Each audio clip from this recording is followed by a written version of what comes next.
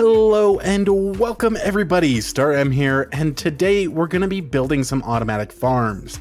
I have gone way too long on the server without any farms of my own. I've been mooching off of the community farms, taking carrots and bamboo and sugarcane and all sorts of stuff, and yeah, it's time for me to have my own. So let's get to it. I have an area just below our nature dome here. This is where I want to put our farms for now.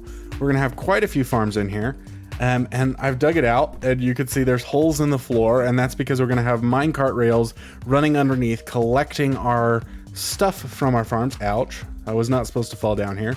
Yeah, so minecart rails are gonna be below there, farms are gonna be up here, one on each side, and then we're gonna have a carrot farm in the center, and some other things. So today, I'm hoping to build a sugarcane farm right here, a melon and a pumpkin farm, and then a bamboo farm. So to build these farms, I have collected a bunch of stuff. In here, I've got our building materials. This is basically to make our stuff look pretty. And in here, I've got our functional materials. This is to make our stuff, well, function. Okay, so the very first thing that we're gonna need is our steps and our dirt. So our steps are gonna go here at the floor level, just like this. I'm gonna replace what I'm standing on with a different floor. So just go just like that. And I'm gonna keep it going all the way over. Oh, don't want that. All the way over here. And then I'm gonna replace this block with another stair. And all the way over to this side. So once we've got those stairs in, we're just gonna put dirt in front of every single one of them. Once we've got dirt in front of every single one of those blocks, we're gonna wanna go ahead and fill the stairs with water. So once you've filled every single stair with water, that's going to allow you to place your sugarcane here, but we're gonna hold off on that for a minute. The next thing that we want is some kind of block covering all of this water up. So I'm gonna go with this deep slate. I may change it out later, but probably not. So cover all of your water just like that. Once your water's all covered, you're gonna wanna grab your pistons and observers. The pistons are gonna go on top of this deep slate right over the water and facing towards where your sugarcane's gonna be. So this is obviously one block above your sugarcane. So when the pistons break the sugarcane, your sugarcane's still planted and will still grow. So we've actually gotta get around to the backside now because observers will point whichever way you are facing when you place them. So this is the face, this is the part of the observer that detects if a block does anything. So the way that this works is that whenever a block is placed in front of this, a redstone signal comes out of the back. So just to demonstrate that here, I'll show you. When I place that, you can see that turned red. So it gives a redstone signal anytime it detects a change in the block in front of it. So that means if we put the observers on top of here, every time the sugarcane grows that tall, it'll make the pistons come out and hit our sugarcane. So like I said, the observers will face whichever way you're facing. So you just want to come behind the pistons like this and place it right on top facing that direction. And voila, you've got all of your observers there.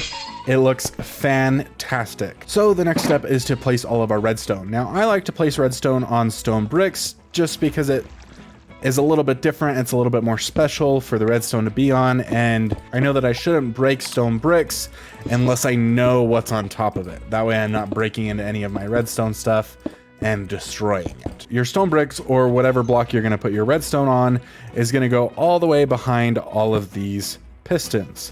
Then you're gonna simply take your redstone and lay it on top of all the stone bricks. So there we go, and we wanna make sure that we've got light back here so that nothing ends up spawning. Next, we simply take our sugarcane, we place it on all of the dirt patches, and that is the complicated bit of the sugarcane farm. We're still gonna put the rail underneath after I've got everything else done here. The next important step is to put solid blocks in front of your sugarcane. So I'm gonna use glass because I like to be able to see back here, but you can use whatever solid block you want. And basically what this is gonna do is it's gonna make sure when the sugarcane breaks, it all falls on top of this block, and then we'll have a minecart rail running underneath that will pick it up. If we didn't have glass right here, some of the sugarcane may end up over here and would be missed by the minecart.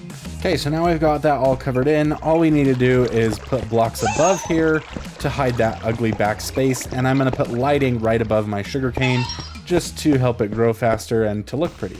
Now let's go ahead and replicate this on the other side for our bamboo. Now the bamboo could be exactly the same as this. In fact, we could put bamboo here instead of sugarcane and the farm would work perfectly fine.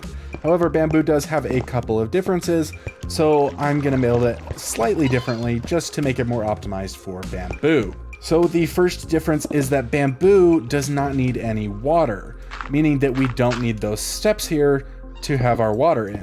Simply just put the dirt. I'm gonna put it in exactly the same place as it is over there, just so my room looks more symmetrical. Now the redstone is where our bamboo farm gets a little bit different. Instead of putting our observers on top of here, we're gonna wanna put them a little bit higher because bamboo grows incredibly fast, and if we put them here, then we would have these pistons going off all the time. So we want our observers a little bit higher. We are still going to have stone bricks going all the way along the back of this and redstone on top of that, but then it gets a little bit more complicated from there. So what I'm going to do different over here is that I want my observers to be 1 block higher. That will let my bamboo grow a little taller before it gets broken. Not only that, but I'm also not going to have as many observers. This will also help me to not have my pistons going off all the time and save me on some resources. So I'm just going to put one in each of those spots I got there. And now it's time to wire it up. Okay, so what we're going to do is we're going to place a block here and then a block here. We're going to put redstone on top of here and then trail it down onto all of our stone bricks down here. The way that this works is that when a block gets put in front of this observer, the observer puts a redstone output out the back right here. This block gets powered, which then powers the redstone, which then powers all of our pistons. So that is the wiring done. Just make sure you put lights back here so that nothing spawns. And now, as you can see, if I put a block there, it fires a bunch of our pistons. So we can just go ahead and place all of our bamboo. So now whenever this one grows up that high or this one grows up that high, our bamboo will all break. You can see how fast it grows. I might even at some point move those a little bit higher just so I'm not having it break so frequently. You can also dig up higher here, like I'm gonna do, just to give your bamboo room enough to grow as high as it likes. As high as you can go. I can only go so high because I've got another layer of my build up above there. That is our bamboo farm, and we'll do the rails underneath at the end. Now for our pumpkin and melon farm, things get a little bit more complicated. Our dirt is going to go in all the same places that we have it for the other farms, except for these centerpieces. We're going to leave those 2 centerpieces out. Okay, once we've got our dirt in all of those same places, that's not the only place it's going to go. It's also going to go everywhere that our stairs were, just like that. And that's just because of the way that melons and pumpkins grow. So I'm going to place an observer here, here, here, here, here. Basically, it's just going to be in a checkered pattern.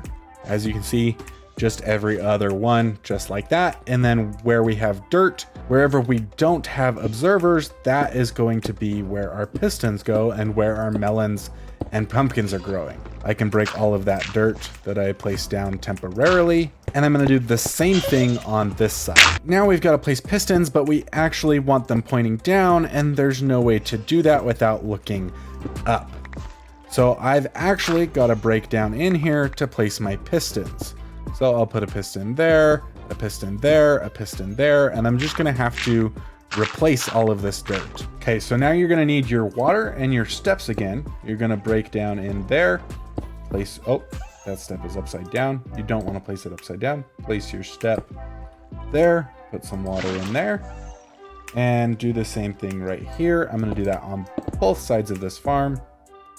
So step there, water in there. Once you've got that water placed, we're gonna need to plant our seeds for our melons and our pumpkins. So underneath every observer, we're gonna hoe the ground. So just like that in the checker pattern that we've got. Once you've hoed that ground everywhere, you can go ahead and place your seeds. I like to bone meal them, but of course you can wait for them to grow. Just don't grow them so much that they then grow a pumpkin on you. I'm also going to go ahead and throw some glowstone on top of where we have our water there. This will give them light and make it so that they can grow a lot easier and faster. And if you don't have enough light, then they will actually break and die. So got to make sure you do that. You can do any light source. A torch would even work. I just like the way that the glowstone looks.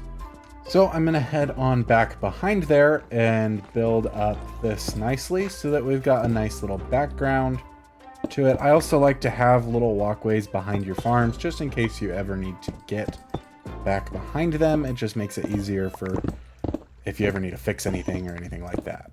It is also a good idea to not dump water on your crops, because now all of my crops are gone and I've got to plant them and bone meal them again. So, but I'll get to that in a minute. So we are not quite done here yet. What you're going to want to do is come up on top of your pistons and observers and place a piece of redstone everywhere on top of an observer. And then go ahead and place a block on top of every piston. So the way that this works is that now when a pumpkin or a melon grows underneath the piston, the observers can recognize that the stem has changed somewhat and will send out a redstone signal. So it'll send out this redstone signal, and every block that it is touching will then power a piston. So as you can see, every time that I make these stems grow or change, all of the pistons around it then go off, and that will break whatever has grown, whether it's a melon or a pumpkin. So just like with our other two farms, you're going to want to go ahead and put glass here. So, well, it doesn't need to be glass, but you're going to want to put something here, a solid block, to keep your melons and your pumpkins from going flying. So I'm going to go ahead and use lime green glass where we've got the melons growing. And then I'm going to use orange glass where we have the pumpkins growing. And there we go. That is our pumpkin and melon farm all done. Now I'm probably going to switch this up because I hate the way that that looks, like a lot. But I don't know what to do about it right now. Probably be like some steps that go up here. And let's just flip a kid. We'll have steps go up there. Some deep slate, and maybe that'll just be like an access door. We'll put some doors there. Just an access door. I think I'll like the way that that will look a lot more than what it looks like now. And these I'll change to be a different color so that doesn't look dumb, or maybe just solid blocks. Because I can just do any solid block, doesn't need to be the glass. So I could just do that, and that'll be just access to the back of all of these farms. And that's a good way to use that. Basically, I didn't go all the way across because there was no way to make it symmetrical. It would have been terrible. So I had to leave that gap there, and that's a nice separation between our melon farm and our pumpkin farm. So now that we have all of our farms built, we need to go ahead and put our rail system underneath that's going to be running back and forth, collecting all of our goodies.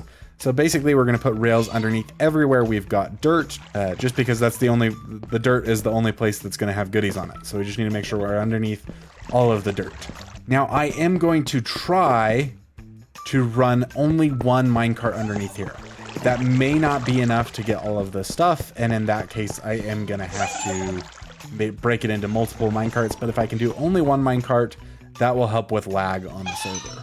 So again, just like with my redstone, I am going to run my rails on top of stone bricks.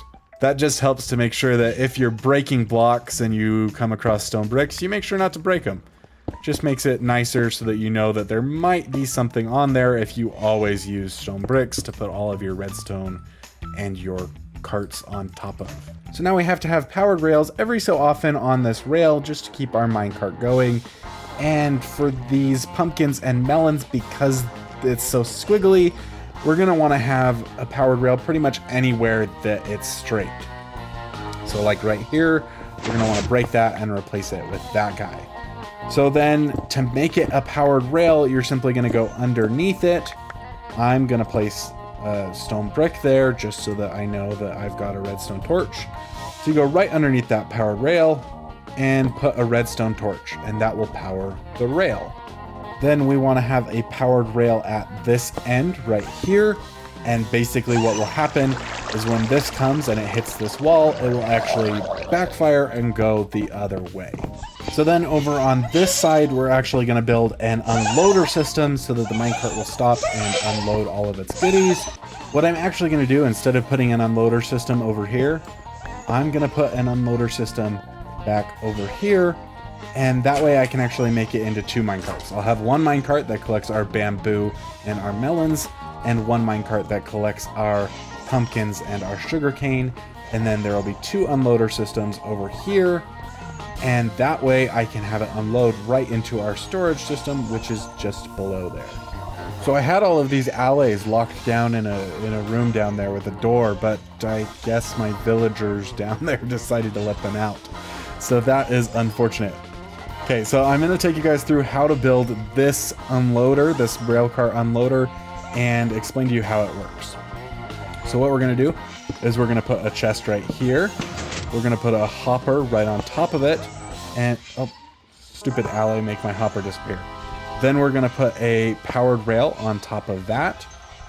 We're going to put a comparator coming out of the hopper, so pointing that direction, into a block. We're going to put a redstone torch on that block. Put a block on top of the redstone torch. Then we're going to put a block on the side of it and put some redstone dust there. So there we go. That is our unloader very quickly and easily. Let me turn down these alley. So the way that this works is whenever there is something inside of this hopper, this comparator recognizes that, sends a signal to this block, which depowers the torch, which depowers this, which depowers the rail. But then once this hopper is eventually empty, that will make this stop powering the block. The torch will turn back on, power this block, power the redstone, and the rail will power again, thus sending our minecart off again to collect all of its wonderful goodies. Okay, so now all we need to do is go ahead and toss our minecart on there, shove it into that, and voila. Now, the other issue we're going to have is we need to get all of these alleys out of here, or they're going to stop our minecart from going back and forth. Now, like I said, we need to keep our alleys from actually getting into this minecart so that they don't block it off. So I'm just going to block it off with stone brick for now, for temporaries.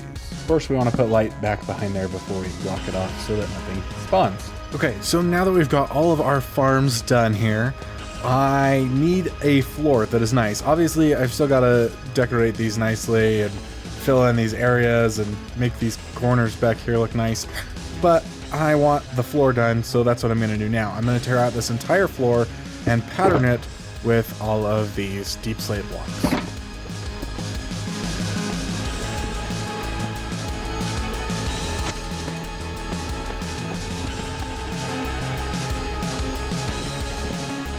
Do you want to come tell me if something in my base looks ugly or bad or good? Yeah, let's go. So I'm messing around with the quartz on the top of this. I'm thinking I'm going to build like kind of like arch into the middle. How do you think that quartz is looking? Do you think it looks awful on top of all the glass?